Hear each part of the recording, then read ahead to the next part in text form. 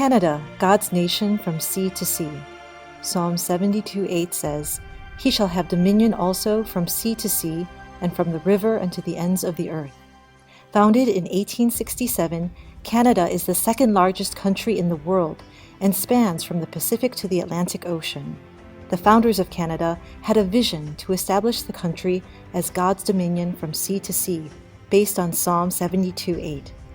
Canada has a population of 34 million people and is a mosaic of immigrants who have retained much of their original culture. In the 19th century, a wave of missionaries was sent out from Canada. One such missionary was James Scarth Gale, a University of Toronto graduate. On his graduation day, he was appointed as a missionary to Korea, where he helped translate the Bible into Korean and even coined the Korean term for God, which is Hananim, meaning the one and only. However, during the late 20th century, Canada's spiritual condition began a sharp decline.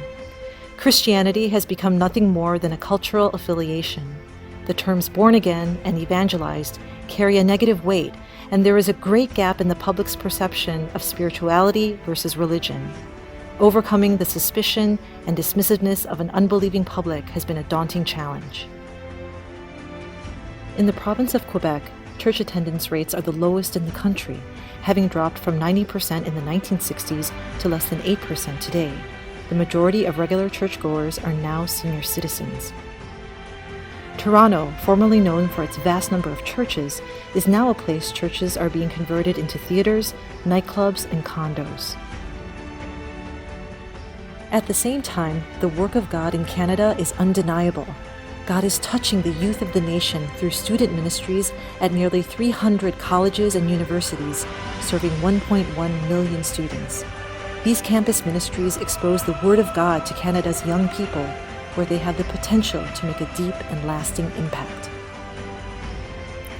The cultural and linguistic diversity of evangelicals also reflects the Canadian society, and God can use this diversity as well as unity to act as a testimony of the truth and the power of the gospel. UBF has been playing an important role in campus ministry. In the early 1980s, God sent 23 missionaries from Korea to Winnipeg, Manitoba as sewing machine operators. As immigrants, hardships were ahead, but they held on to Jesus' words, "Everything is possible for him who believes." Despite their poor English, God used them as Bible teachers and spiritual mothers to university students. During this time, God raised John Giesbrecht as an ancestor of faith for Canada UBF. Andrew Christopher and Kevin Jesmer were also fruit of their labor. From Winnipeg, UBF spread out to other cities, and co-workers received God's vision to pioneer 300 Canadian campuses and establish families who could serve Canada.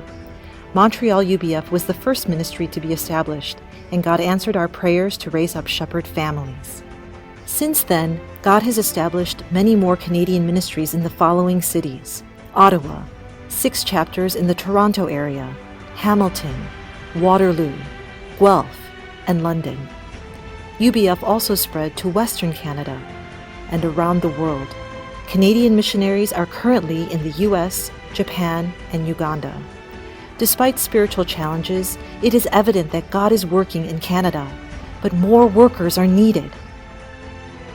God is inviting us to join Him in the mission field of Canada, to bring His love and His truth to all its people, to make this nation His dominion from sea to sea. Who will go as harvest workers to all 300 Canadian campuses? John 4:35b says, "I tell you, open your eyes and look at the fields. They are ripe for harvest." May God shine His love over Canada and to the ends of the earth through the gospel of Jesus Christ.